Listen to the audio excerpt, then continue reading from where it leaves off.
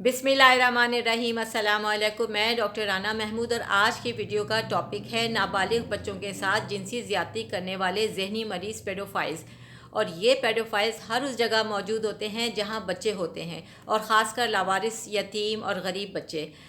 जैसे कि यतीम खानों में, मदरसों, मसाजिद में, कारखानों और दूर दराज जो छोटे मोटे ढाबे वगैरह बने होते हैं। गरीब वालिदैन तो अपने बच्चों को ये सोचकर मदरसों, मसाजिद वगैरह में छोड़ जाते हैं कि वो दीनी तालीम भी हासिल कर लेंगे और उनके नानफ़क़े का, खाने पीने का बंदोबस्त भी हो जाएगा। लेकिन वो बच्चे बेचारे वहाँ पर जिनसी इस्तेसाल का शिकार होते रहते हैं और वो किसी से कुछ कह भी नहीं सकते। इसके अलावा बहुत मर्तबा तो मिडिल क्लास या फिर अपर क्लास के वो वालिदैन जो या तो सादा लॉ और बेवकूफ़ी की हद तक सीधे हों, या फिर वो इतने गैर ज़िम्मेदार और केयरलेस किस्म के हों, लापरवाह, जो अपने बच्चों को नौकरों के हाथों या उन बच्चों के अंकल्स और कज़न्स वगैरह के सुपुर्द करके ख़ुद अपनी डिफरेंट एक्टिविटीज़ में मगन हो जाते हैं। ये सिर्फ पाकिस्तान ही का अलमिया नहीं है, दुनिया भर के ममालिक में जहाँ भी ऐसे बच्चे हों जिनके वालिदैन का उनके ऊपर साया ना हो, या ख़ासकर वालिद की मजबूत ढाल ना हो, वो अपने अपने मज़ाहिब की इसी तरह की दर्सगाहों में और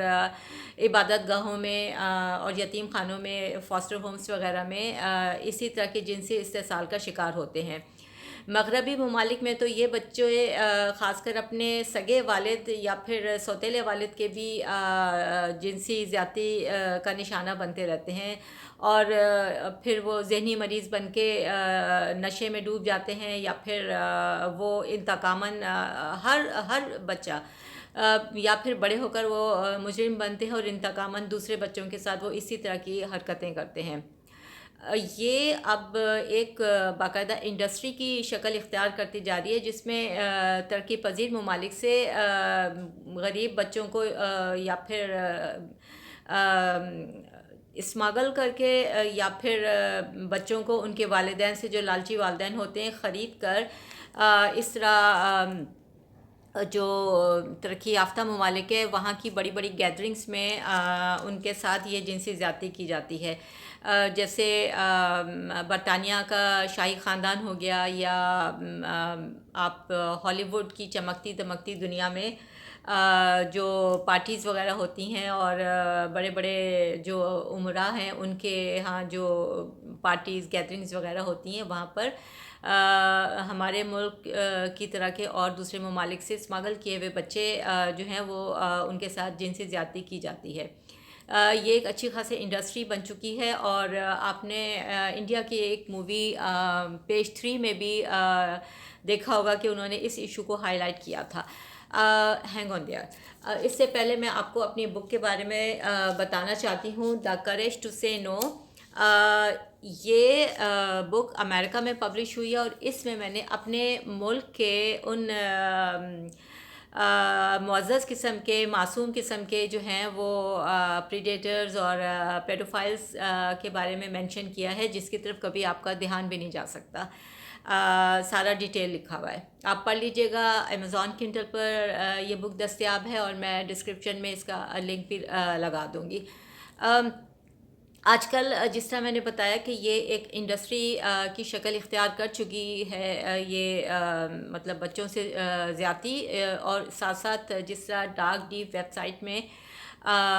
बच्चों मतलब वहाँ तो लाइव इस तरह के जो अयाश लोग होते हैं वो लाइव देखते हैं बच्चों को कत्ल होते और उनके साथ रेप होते, और बहुत सारे जराइम जो पैसे देकर वो अपने कारिंदों के ज़रिए सब उनके उनके लिए तो एक खेल होता है। जिस तरह पाकिस्तान में जो ज़ैनब का कत्ल हुआ था और जिस बंदे को फांसी दी गई थी, उसके बारे में मुख्तलिफ़ तरफ से ये कहा जा रहा था, ख़ासकर डॉक्टर शाहिद मसूद की तरफ से, कि ये तो एक डिफरेंट ही किस्म की चीज़ है और डार्क डीप से इसका ताल्लुक़ है। लेकिन ये है कि ज़ैनब का कत्ल रायगा नहीं गया। पाकिस्तान में जो एक बेदारी की लहर उस वक्त उठी थी, उसने फिर ऐवानों तक, असम्बली में और गवर्नमेंट तक उसकी आवाज़ पहुंची, और फिर जो बिल पास हुआ इस तरह के जराइम्स वगैरह पर सज़ाए मौत और 1 मिलियन जुर्माना। میں ہالی ووڈ کی بات کروں کہ وہاں پر بھی جو موویز میں کام کرنے والے جو چائلڈ اسٹارز ہوتے ہیں، اکثر ان کے والدین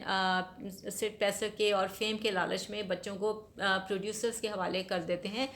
اور ان کے اوپر ان کی کوئی سپرویژن نہیں ہوتی۔ وہ غریب بچے جو ہوتے ہیں وہ پروڈیوسرز اور جو فیمس ایکٹرز ہوتے ہیں ان کی جنسی زیادتی کا شکار ہوتے رہتے ہیں۔ 80 کی دہائی کے دو ایکٹرز، دونوں کا نام کورے تھا، کورے ہیم اور کوری فیلڈمین۔ وہ اس وقت کی مشہور موویز دا لاسٹ بوائز اور لوکاس وغیرہ میں تھے، کاسٹ ہوئے تھے،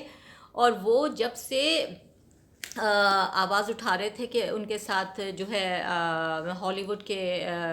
طاقتور حلقے جو ہیں جنسی زیادتی کر رہے ہیں، لیکن ان کی کوئی سنتا نہیں تھا۔ انہوں نے میڈیا تک بھی پہنچ کے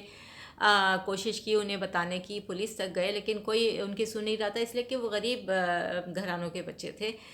اور ہر مرتبہ پولیس کی انٹیروگیشن کا رخ بھی مائیکل جیکسن کی طرف مڑ جاتا تھا، اور جو جرنلسٹ اور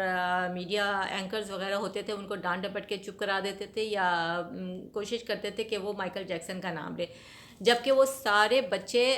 یہی ہر مرتبہ کہتے تھے کہ نہیں، وہ مائیکل جیکسن تو بہت انوسینٹ تھا، وہ تو بچوں کے ساتھ محبت اور پیار کرتا تھا، انہیں پروٹیکشن دینا چاہتا تھا، کہ کیونکہ اسے خود کوئی بچپن نہیں ملا تھا، تو وہ اس طرح کے تمام بچوں کو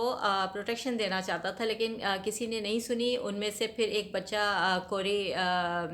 ہیم کا بھی 2010 میں انتقال ہو گیا تھا، اور اسی طرح پھر مائیکل جیکسن بھی یہ سارے ایبیوسز اور الزامات بیچارہ سہتا ہوا، وہ بھی وقت سے پہلے مر گیا تھا، اس کی بھی مرڈر ہی تھا۔ اب جس طرح زینب کا خون رائگاں نہیں گیا، اسی طرح وہ جو کوری ہائم جو ہے وہ مرا تھا، اس کے بعد اس کا جو ایک بہت ہی کلوز فرینڈ تھا کوری فیلڈمین، اس نے عہد کیا تھا کہ میں اس کے مجرموں کو ایکسپوز کر کے چھوڑوں گا، اور وہ لگا رہا، کوششیں کرتا رہا۔ فائنلی اس کی ایک مووی اب اس نے اپنی کمپلیٹ کی ہے، جس میں اس نے ان سب پریڈیٹرز کو اور یہ جو پیڈوفائلز ہیں ان کو ایکسپوز کیا ہے، خاص کر چارلی شین اور دوسرے کہہ رہا تھا 6-7 لوگ ہیں، اور اب وہ گورنمنٹ کے ساتھ مل کر قانون سازی کی طرف بھی کوششوں میں لگا ہوا ہے کہ بچوں کی پروٹیکشن کے لیے یہ کام ہو سکے۔ لیکن یہ صرف گورنمنٹ کا یا اس طرح کسی ایک یا دوسرے فرد کا کام نہیں ہے، اس میں